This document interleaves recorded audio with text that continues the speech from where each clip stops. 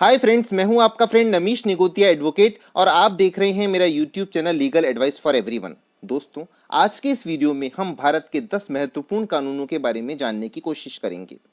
मैं भारत के 10 महत्वपूर्ण कानूनों के बारे में एक और वीडियो बना चुका हूं, पार्ट 1। ये वीडियो में 10 और अन्य महत्वपूर्ण कानून है, तो ये पार्ट 2 है। इससे पहले मैं निवेदन करूं कि यदि आपने मेरा चैनल सब्सक्राइब नहीं किया है तो मेरा चैनल सब्सक्राइब कर लीजिए, और यदि आपको मेरे वीडियोस पसंद आए तो उसको लाइक और शेयर जरूर कीजिए। तो आज के 10 महत्वपूर्ण कानूनों में पहला कानून है आर्बिट्रेशन एक्ट। इसका पूरा नाम है arbitration and conciliation act 1996। Hindi में इसको मध्यस्थता और सुलह अधिनियम 1996 कहते हैं। इसमें टोटल 49 सेक्शन है। दो पक्षकार अपने विवादों को सुलझाने के लिए न्यायालय में जाए बिना यदि कॉन्ट्रैक्ट में ही आर्बिट्रेटर नियुक्त करते हैं तो वो इस एक्ट के प्रावधानों से गवर्न होते हैं। दूसरा कानून है कॉन्ट्रैक्ट एक्ट। इसका पूरा नाम है the Indian contract act 1872। Hindi में भारतीय संविदा अधिनियम 1872। इसमें टोटल 238 सेक्शन हैं। तीसरा महत्वपूर्ण कानून है कंपनीज एक्ट। पूरा नाम है द कंपनीज एक्ट 2013। कंपनी अधिनियम 2013। इसमें 470 सेक्शन हैं। कंपनियों का गठन, amalgamation, merger, winding up petition, ये सब इस एक्ट के तहत होता है। चौथा महत्वपूर्ण कानून है डोमेस्टिक वायलेंस एक्ट। इसका पूरा नाम है the protection of women from domestic violence act 2005।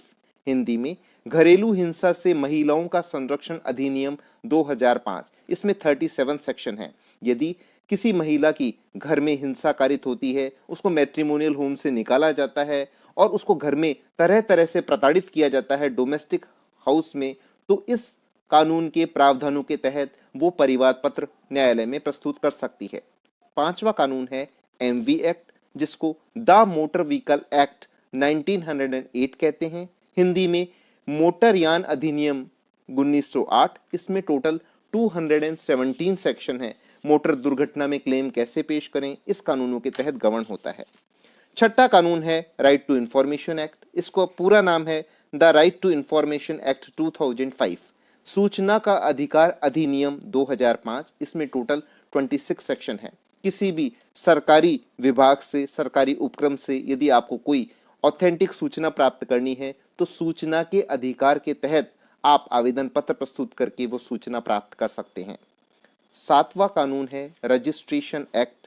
The registration act 1908। पंजीकरण अधिनियम 1908। इसमें टोटल 93 सेक्शन है। किसी भी दस्तावेजों का पंजीकरण, जैसे sale deed, gift deed, adoption deed का पंजीकरण इसी एक्ट के प्रावधानों के तहत होता है। आठवां महत्वपूर्ण कानून है स्टाम्प एक्ट 1899। इसका पूरा नाम है the Indian stamp act 1899। Hindi में भारतीय स्टाम्प अधिनियम 1899। इसमें टोटल 79 सेक्शन है। अन्य महत्वपूर्ण कानून है नौवां सरफेसी एक्ट 2002। इसका पूरा नाम है the securitization and reconstruction of financial assets and enforcement of security interest act 2002। इसका हिंदी में पूरा नाम है वित्तीय अस्तियों का प्रतिभूतिकरण और पुनर्निर्माण और प्रतिभूति ब्याज अधिनियम 2002 का प्रवर्तन। इसमें टोटल 42 सेक्शन है। जब बैंक किसी सिक्योरिटी पर अपना इंटरेस्ट क्रिएट करती है, कोई मूवेबल या इमूवेबल जो कि बैंक के सिक्योर्ड असेट होते हैं, तो बिना न्यायालय की शरण लिए हुए बैंक और फाइनेंशियल इंस्टीट्यूशंस को उन सिक्योरिटीज को, जो सिक्योर्ड असेट्स हैं, उनको सेल करने की पावर इस एक्ट के तहत दी गई है। इस एक्ट का वर्तमान में सबसे ज्यादा उपयोग बैंक एंड फाइनेंशियल इंस्टीट्यूशंस करते हैं और प्रक्रियाएं बहुत ही सरल होती है, जिसके तहत वे ऑक्शन की प्रक्रिया करते हैं। इसके बाद है आज का अंतिम महत्वपूर्ण एक्ट है स्पेसिफिक रिलीफ एक्ट। इसका पूरा नाम है द स्पेसिफिक रिलीफ एक्ट 1963। इसका हिंदी में नाम है विनिर्दिष्ट अनुतोष अधिनियम 1963। इसमें मित्रों टोटल 44 सेक्शन है।